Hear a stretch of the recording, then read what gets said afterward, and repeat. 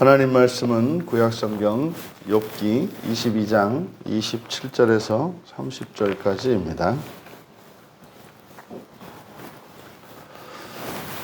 우리 같이 한 목소리로 함께 읽겠습니다. 너는 그에게 기도하겠고 그는 들으실 것이며 너의 서원을 내가 갚으리라.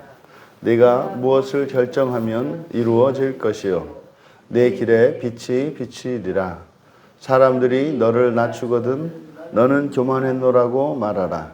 하나님은 겸손한 자를 구원하시리라.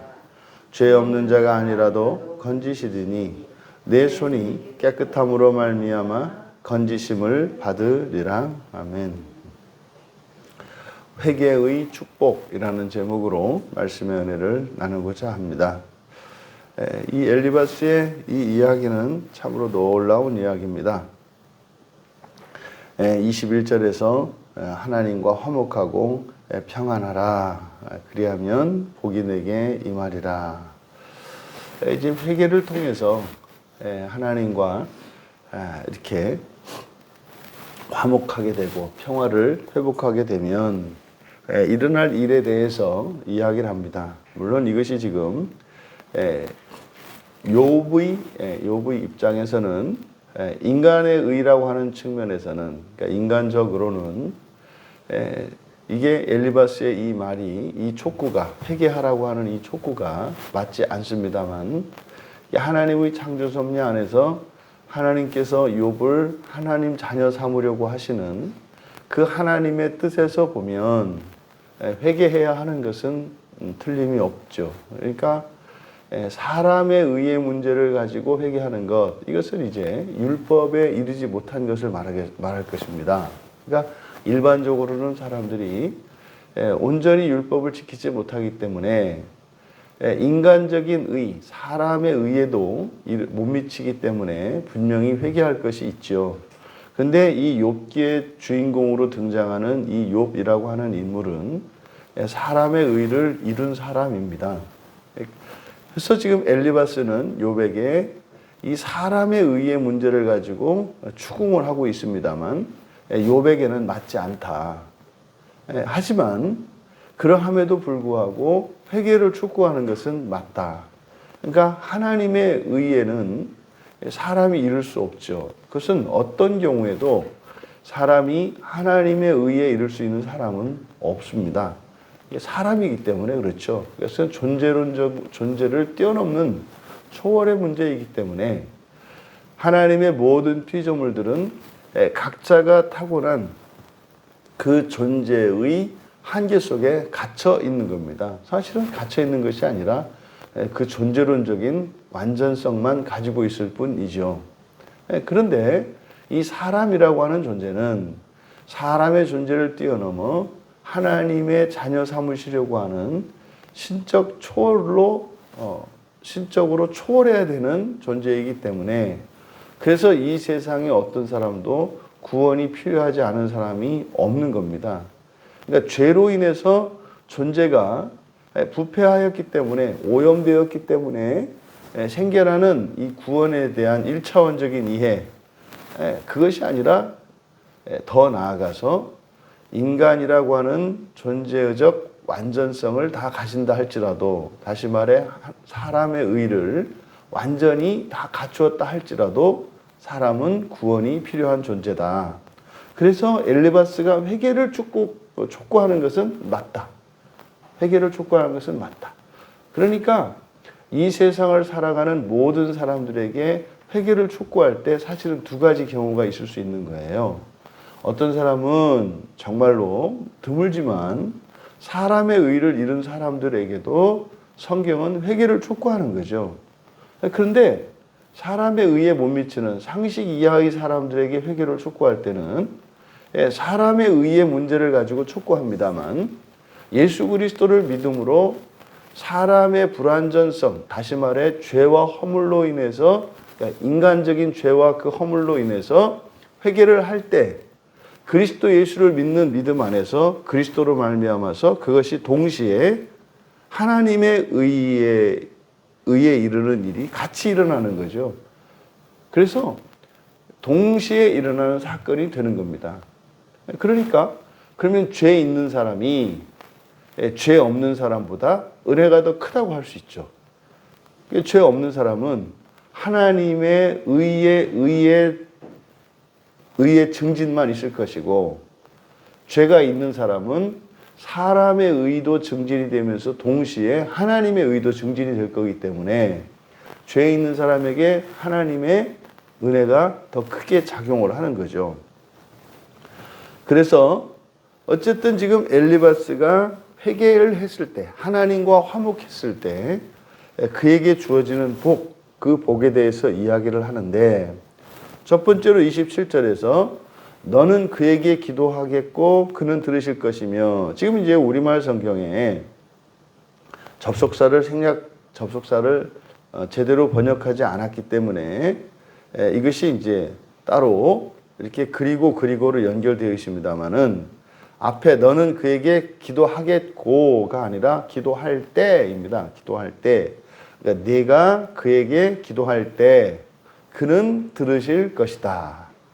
그러니까 내가 그에게 기도할 때 그는 들으실 것이다. 여기서 들으신다는 것은 하나님과 성도 사이에 이 소통을 가로막고 있던 죄가 사라졌기 때문에 그 소통이 재개되는 것을 말하죠. 그럼 사실 하나님과 우리가 어떻게 교통을 합니까? 성령의 교통이죠. 성령의 역사입니다. 그러니까 성령 하나님이 하나님이시거든요. 그러니까 우리 마음에 성령께서 내주하세요. 그러면 나와 성령이 통하면 하늘에 계신 성자 하나님과도 통하고 성부 하나님과도 통하는 거예요. 그래서 하나님과 이 소통이 막혔다라고 하는 것은 내 안에 계신 성령님과 소통이 막힌 것을 말하죠. 그러면 성령님과 나 사이에는 마음이 가로막고 있어요. 마음이. 그러면 마음이 막힌다라고 하는 것은 죄로 가로막혀 있는 것을 말하죠.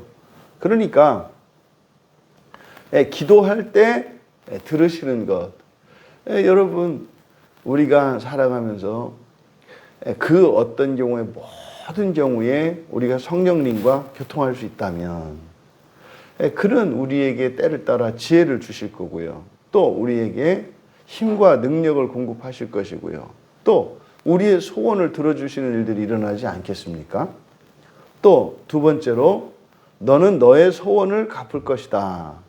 여기서 소원을 갚을 것이다 라고 하는 것은 소원을 갚을 수 있도록 변화된 것을 의미하겠죠. 그러니까 그 이전에는 할 수 없었던 일들을 할 수 있게 될 거라는 거예요.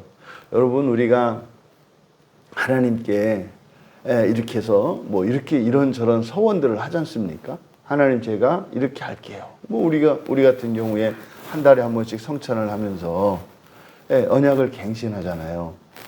그래서 이제 이 한 달 또 다시 하나님과 약속을 하고, 제가 이 한 달은 하나님 이렇게 살아보겠습니다. 지난달에 하지 못해서 그것을 좀 약화시켜서 하든, 아니면 그 약속을 지켰기 때문에 또 하나님의 더 크신 은혜가 있어서 또 다른 약속을 하나님께 했든, 번번이 실패하던 그 일, 그 서원을 이제 갚게 될 것이라는 거죠. 그러니까 이것은 우리 안에 일어나는 변화를 말합니다. 그러니까 회개하고 하나님과 화목하게 되면, 하나님과 평화를 회복하게 되면 그것은 우리 안에 존재의 변화, 본성의 변화가 일어나게 된 겁니다. 그러면 본성의 변화가 일어났기 때문에 우리에게는 이전에 없던 힘과 능력이 우리에게 생긴 거죠. 그래서 할 수 있게 될 것이라는 겁니다. 그 다음 세 번째로, 내가 무엇을 결정하면 이루어질 것이다. 이게 좀 번역하기가 말이 좀 애매해서 이렇게 번역을 했습니다만, 그대로 직역을 하면 내가 무엇을 이라고 번역한 이것이 오메르, 그냥 말입니다. 말. 내가 말을 결정하다라고 번역한 것도, 그래서 이제 까자르라고 해서, 까자르는 자르다, 베어내다 이런 뜻이거든요. 그러니까 내가 말을 잘라낼 때, 그 말이 너에게 일어날 것이다. 그러니까 지금 우리말 성경에서는 이것을 무엇을 결정하면 이루어질 거다라고 이렇게 이제 의역을 했습니다만 이게 정확한 번역 같지는 않아요. 여기서 이제 말을 잘라낼 때 그 말이 너에게 일어날 것이다. 이것은 이제 여러 가지 의미로 생각할 수 있을 것 같습니다. 그러니까 말을 잘라낸다라는 것은 버리는 거거든요. 버리는 건데 그게 일어나는 거니까 힘을 갖는 거예요. 그러니까 우리가 말을 잘라낸다라고 하는 것은 무엇인가를 하려고 하거나 계획했다가 하지 못하고 내려놓는 걸 말하지 않겠습니까? 그래도 그것이 어떻게 된다? 일어날 것이다, 될 것이다 라는 거예요. 이게 바로 앞에서 이 두 번째 서원을 갚을 것이다. 그래서 내 안에 어떤 힘과 능력이 생겨난 것을 말했지 않습니까? 그리고 맨 앞에서 기도할 때 들으신다고 했지 않습니까? 그러니까 굳이 말을 하지 않더라도 말을 잘라낸다 할지라도 그 말이 땅에 떨어지지 않고 일어날 것이다. 이루어질 것이다. 라고 이야기를 한 거죠. 이어 네 번째, 내 길에 빛이 비치리라. 이것은 앞에서 욥이 19장 8절에서 하나님께서 자신의 길을 막는다고 말했던 그것에 대해 그 말을 염두에 둔 것으로 보입니다. 그러니까 내 길에 빛이 비치리라 라고 하는 것은 갈 길을 하나님께서 밝혀주시고 갈 길에 방해가 되는 것을 치워주신다는 의미이죠. 그래서 우리가 죄를 회개하고 하나님과 화목했을 때 이게 분명히 우리의 인생길에 방해가 되던 요소들이 사라지는 일을 경험하게 됩니다. 실제로 그것을 경험하게 됩니다. 또 이제 다섯 번째로 사람들이 너를 낮추거든 너는 교만했노라 말하라. 뭐 이상하잖아요. 또 하나님은 겸손한 자를 구원하시리라. 이게 뭔 말이에요? 사람들이 낮추거든 너는 교만했다고 말해라. 그러니까 사람들이 너를 낮추거든 내가 잘못했습니다. 뭐 이렇게 하라는 겁니까? 그게 아니고요. 직역하면 그들이 너를 낮춘다라고 하는 것이 떨어뜨린다는 거예요. 떨어뜨린다, 깎아내리는 거죠. 그러니까 그들이 너를 떨어지게 할 때, 얘도 할 때입니다. 낮출 때, 그들이 너를 낮출 때, 너를 떨어지게 할 때, 너는 높아짐을 말하라 이거예요. 떨어지게 할 때 높아짐을 말하라. 그리고 그가 비천한 자를 구원하실 것이다. 무슨 말입니까? 이게 사람들이 신자를 하나님의 자녀된 자를 이렇게 욕하고 멸시하고 또 모함을 한다 할지라도 너는 높아짐을 말하라. 낮추는데 높아짐을 말하는 게 무슨 뜻입니까? 구원을 말하는 거죠. 구원을 말하는 거죠. 그러니까 결단코 사람들이 너를 낮춘다 할지라도 낮아지지 않을 거라는 거죠. 왜요? 하나님께서는 오히려 그렇게 비천한 자를 구원하시기 때문에 여러분의 원래의 상태에서 사람들이 여러분을 낮췄어요. 그러면 하나님이 어떻게 하신다고요?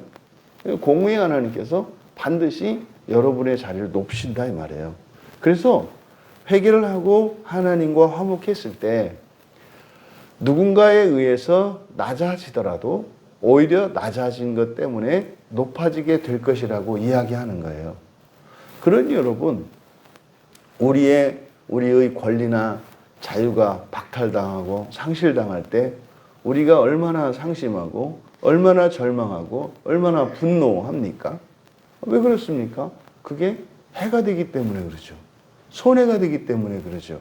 그런데요, 하나님과 회복하게 되면 사람들이 또 세상이 그렇게 낮출지라도 오히려 그것으로 인해서 높아지게 될 것이라는 거예요.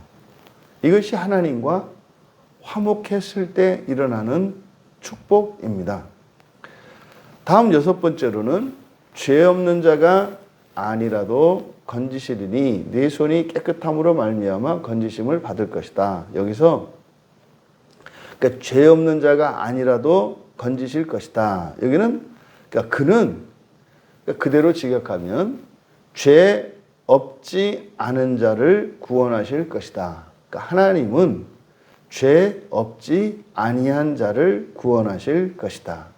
여러분, 앞서서 말씀드렸습니다만 구원이라고 하는 것은 하나님의 사람의 의를 이루어 주신다는 측면에서의 구원과 하나님의 의를 이루어 주신다는 측면에서의 구원이 다르다. 예를 들어서 제가 병이 들었을 때 병을 고쳐주시는 것, 이것은 사람의 의이지 않습니까? 사람의 의를 잃어버렸어요. 병들은 거고요. 가난한 거고요. 자유를 박탈당하는 거고요. 자유와 권리를 박탈당한 걸 말해요. 또 결핍을 말해요. 그런데 하나님께서 나를 구원해 주시면 없던 것이 생겨나고 부족했던 것이 채워지고 병들었던 것이 건강해지고 오염됐던 것이 깨끗하게 되는 일이 일어나지 않습니까? 이게 사람의 의의 입장에서 구원이에요. 근데 욥과 같은 경우 다시 말해서 내가 부족한 게 없단 말이죠. 그런 사람에게도 구원은 일어난다. 그때 구원은요, 하나님의 의의 관점에서의 구원이잖아요. 그러니까 구원이라는 것 자체가 구원이 필요 없는 사람에게 일어나는 구원이라는 건 없다 이 말이에요. 모두 다 구원이 필요한 사람에게 구원이 일어나는 건데 이 세상에 결핍이 없는 자는 없다는 거죠. 그래서 하나님이 구원하시는 것은 누구예요? 죄 없지 않은 자. 이것을 그래서 모두 의인은 없다. 모두 죄인이다. 이렇게 이야기를 하는 거죠. 그러니까 이 상반절을 직역하면 하나님은 죄 없지 않은 자를 구원하실 것이다. 하반절은 그는, 하반절의 그는 이제 구원받는 자예요. 구원받는 자, 그러니까 죄 없지 않은 자겠죠. 죄 없지 않은 자는 내 손의 깨끗함으로 구원된 것이다. 그러니까 놀라운 진리가 있어요. 그러니까 하나님이 죄 없지 않은 자를 구원하시는데요. 그 구원받는 사람이 어떻게 구원되는가? 내 손의 깨끗함으로 구원된 거다. 여기서 너는 누굽니까? 회복된 자예요. 회개하고 하나님과 회복된 자예요. 그러니까 회개하고, 그러니까 한 사람이, 한 신자가 회개하고 하나님과 회복되었을 때, 그 회복되었을 때의 그 당시, 그때를 너의 손의 깨끗함이라고 한 거예요. 그러니까 그것은 너 자신의 회복만 이루어진 것이 아니라 그것을 통해서 죄 없지 않은 자, 그러니까 죄 있는 자예요. 죄 있는 자가 구원하실 것이다. 여러분, 우리가 고난의, 신자의 고난의 큰 유익 가운데 하나가 무엇입니까?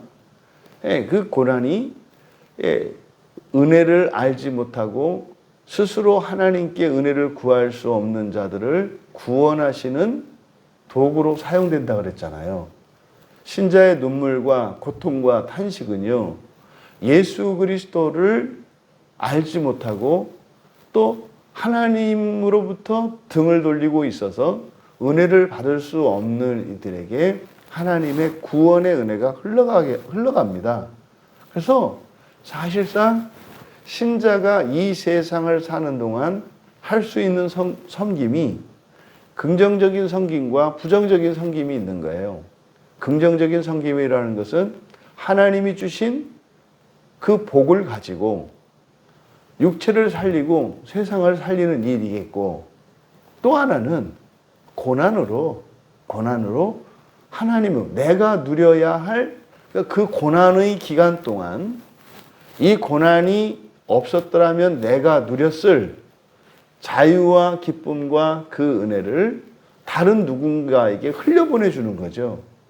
그러니까 신자의 고난이라는 것은요, 내가 누려야 할 은혜를 누리지 않고 다른 누군가에게 대신 누리도록 도와주는 거거든요. 그러면 그 사람이 누려야 할 고난을 내가 받아요. 이게요, 말도 안 되는 것 같은데 이게 구원의 중요한 원리입니다. 예수님이 지상을 사시면서 겪으셨던 모든 고난은 예수님이시기 때문에 예수님만 그렇게 하시는 것이 아니라 그것이 구원의 원리예요. 예수 그리스도는 하나님이시기 때문에 모든 인류의 모든 고난과 모든 죄를 단번에 지실 수 있었습니다만 우리는 그럴 수 없어요. 우리는 한계가 있고 우리의 분량이 매우 적습니다. 그러함에도 분량적인 차원의 분량적인 면에서는 그리스도와 비교할 수 없습니다만 원리적인 측면에서는 똑같이 작동하는 거예요. 신자의 고난과 이런 슬픔과 고통, 이 모든 것들은 어떻게 한다?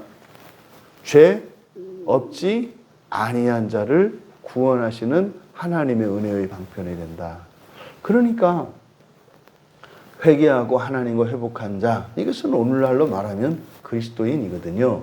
그러니까 그리스도인이 하나님과 예수 그리스도로 말미암아 화목하게 되었잖아요. 그리스도께서 우리를 향한 하나님의 모든 진노를 누그러뜨리셔서 이걸 유화라고 합니다. 하나님과 우리가 화목하게 되었어요. 지금 여기에서 열거한 내용들, 여러분이 기도할 때 하나님이 듣지 않으시는 적이 있습니까? 여러분들의 선한 것이고 여러분의 권리인데 그것이 이런 사단 마귀에 의해서 방해받는 게 있을 거라고 생각하십니까? 절대로 없어요. 여러분들이 선한 마음으로 여러분이 할 수 있는 것을 소원했을 때 못 이룰 게 있을 것 같습니까? 천만에요. 시간적으로 좀 늦춰질지는 몰라도 반드시 이루어집니다.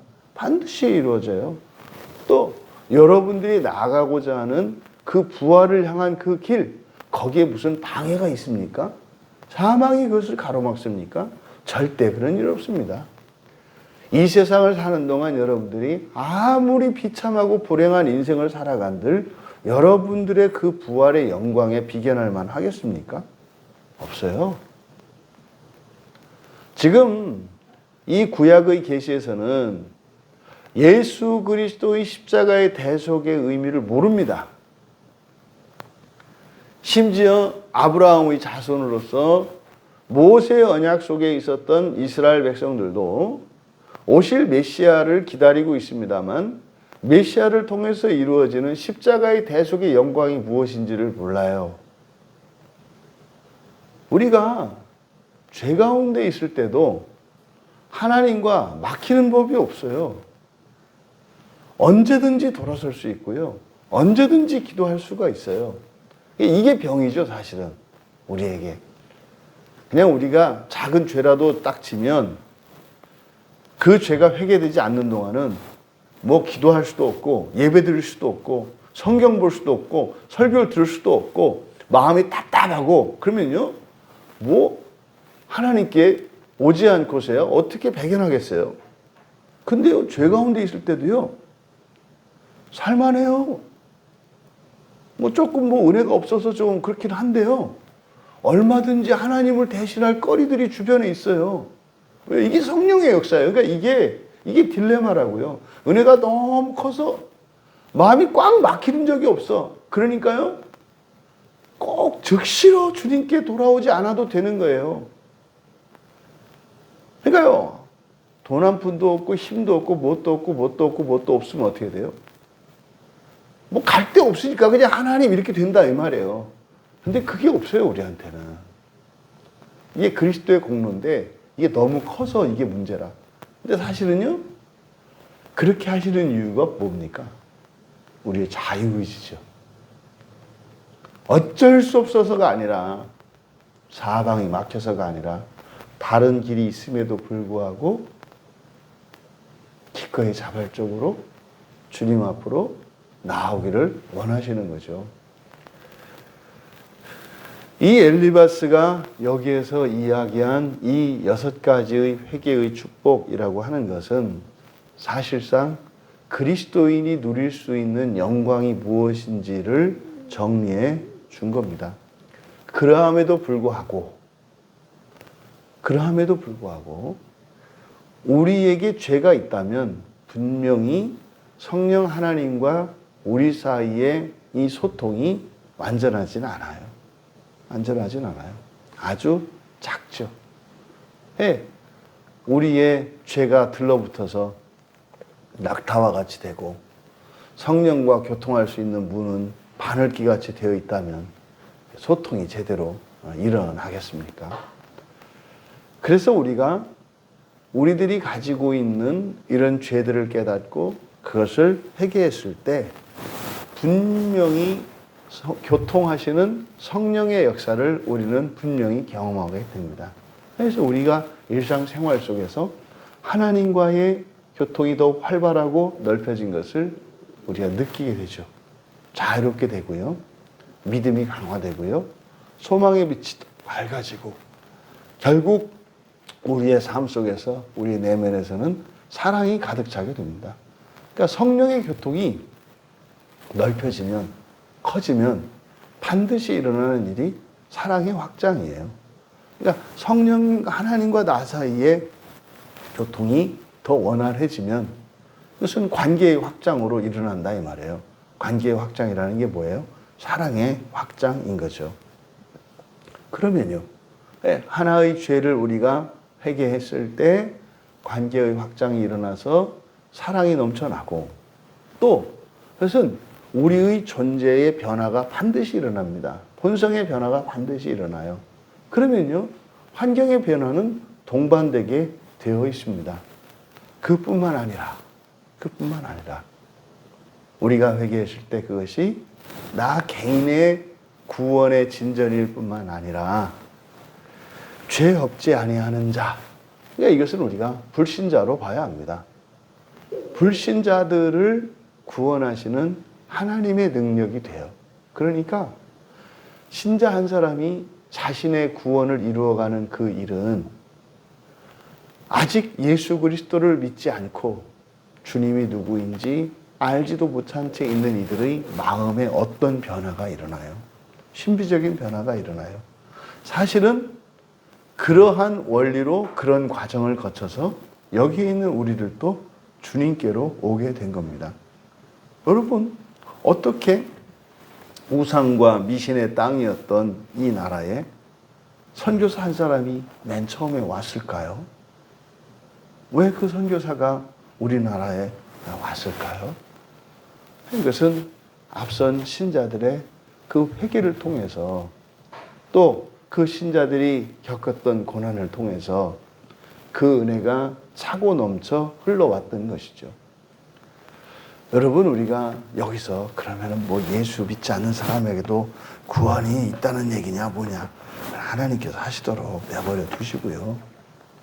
우리의 회개의 효과가 그런 거다 이 말이에요. 소망이 없는 이들에게 소망이 될 수 있다는 거예요. 그래서 우리가 부모에게 가장 효도하고요. 인류 사회에 기여할 수 있는 최고의 일은 뭐예요? 나의 구원을 이루어가는 것입니다. 나의 구원을 이루어가는 것이 나에게도 가장 선한 최고선이요. 그것은 동시에 나의 가문, 조상과 자손에게는 물론이요. 온 인류에게까지 유익을 끼치는 일이라는 것이에요. 여러분, 여기서 구원을 이루어간다고 하는 게 단지 그러면 교회 생활에만 매달리고 성경만 보고 기도만 하고 이런 종기적 실천만을 말하는 겁니까? 아니죠. 우리의 구원을 이루어가는 것은 모든 영역에 우리의 내면과 우리의 일상에 모든 영역에 있어서 거룩하게 하는 겁니다. 의미 없던 우리의 삶의 일상들을 의미 있게 하고 무가치하게 여기던 일들을 가치 있게 여겨지며 나는 하나님의 자녀로 부르심을 받은 것을 믿고 그저 이 세상에서 인간적인 만족만을 추구하던 나의 목표와 나의 희망을 소망으로 바꾸어서 살아가는 것을 말해요. 그러면은 우리의 형편이나 신분이나 이것은 아무 의미 없습니다. 상관없습니다. 어떤 시대에 어떤 환경 속에서 내가 어떠한 과거를 가지고 있든 상관이 없습니다. 모든 신자는 오늘의 현실을 가지고 구원을 이루어갈 수 있어요. 그러면 되는 거예요. 그러면 되는 거예요. 이 신자의 회개의 영광이 무엇인지 구원을 이루어가면서 살아가는 이것이 우리의 최고선인 것을 기억하시고 여러분의 오늘 하루를 귀하게 여기십시오. 여러분에게 사소한 게 아무것도 없습니다. 더 큰 의미를 부여하고 새로운 가치를 부여할 때 여러분 자신에게도 구원의 진전이 일어날 것입니다만 그것을 통해서 온 인류에게, 온 세상에게 그것이 소망의 빛이 되고 용기를 주는 것임을 기억하시고 예수 그리스도께서 주신 그 위대한 구원의 삶을 힘있게 살아가시기를 주님의 이름으로 축원합니다. 존귀하신 하나님, 저희들이 맞서 싸우고 있는 이 죄가 절망하거나 낙심할 것이 아니라 큰 소망이요, 큰 기쁨의 목표인 것을 깨닫게 하시니 참으로 감사합니다.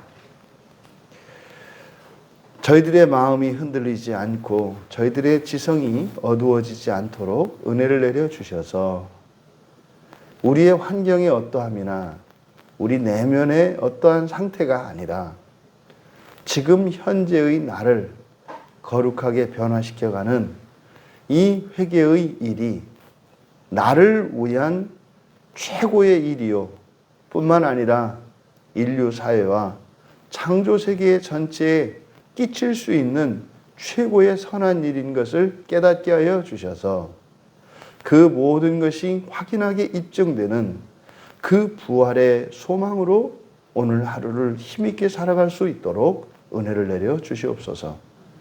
감사하며 예수님의 이름으로 기도하옵나이다.